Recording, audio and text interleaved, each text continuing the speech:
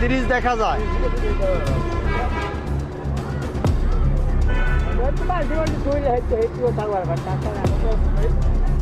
বাজান আজকে আপনার জরিমানা হয়েছে।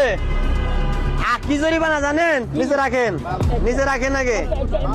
আচ্ছা রাখেন, আপনি দাঁড়ান। জরিমানা হয়েছে আপনি যে এই বয়সে আইসা, এই বয়সে আইসা যে আপনি ভালো দুধ আছেন এটাই আমরা বুঝতাম না। বুঝতে পারছেন কি? আর 1 সেকেন্ড দেরি নাই বাবা, আপনার গাভীর দুধটা গরম হিসাবে 30% দেখা যায়।